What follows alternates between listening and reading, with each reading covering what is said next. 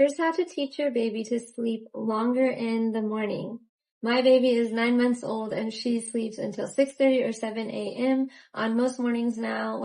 She wakes up and just talks to herself in her crib happily for 10 to 15 minutes, giving me a little extra time to wake up slowly or go make a coffee, whatever it is. And I've seen this happen with 3 babies now. So I had to share with you how you can help your baby sleep longer in the morning and prevent early morning wakings. Welcome back to Rested, Recovered, and Radiant Motherhood. We talk about all things related to pregnancy, postpartum recovery, and baby sleep so you can create a peaceful, rested home for your family. Today, I just wanted to share how I personally helped my baby begin sleeping later in the morning and prevent early morning wakings. It is very common for babies after 4 months of age to begin waking up somewhere between the hours of 4 and 6 a.m. It's because if they're sleeping through the night, they might be a little hungry.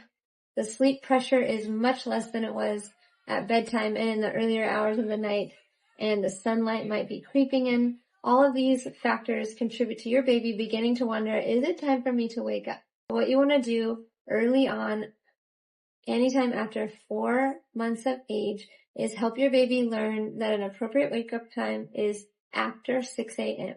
So anytime before 6 a.m. is still considered nighttime sleep. So even though for her, she might be ready to start the day, most of us are not quite ready to start the day. As she's developing her circadian rhythm or her internal clock, we want to teach her what an appropriate time is to start the day. And if you do this now, you will learn that your baby may even begin to sleep in even later, closer to 7 a.m. by months 8 and 9, if you're consistent with these few strategies now. So number 1 is try not to get your baby up before 6 a.m. So she wakes up between the hours of 4 and 5 a.m. Do your best to try to help her back to sleep without picking her up and offering a feeding. I have tips in my sleep guide that you can use to help her get a little bit more sleep. Or you may need to get her up and change her diaper and then lay her back down. Or you may need to pick her up and hold her a little bit and rock her and soothe her and then lay her back down. But whatever you decide to do, try your best to help her learn that it's not quite time to start the day. There may be some mornings when she's learning that she's not going to settle and you just have to get her up. But I would encourage you to try to hold off of feeding until 6 a.m. So if you get her up, then maybe go for a walk outside or play with some toys, whatever you can do to help hold off of feeding until 6 a.m. So if she does sleep until 6 a.m. and you get her up, try to refrain from feeding her for at least 5 minutes so that she doesn't wake up expecting a feeding. This will help her not to wake to feed, but to simply wake up, and then at some point she will get her first feeding of the day. This can help her wake up later and later if you're consistent with that.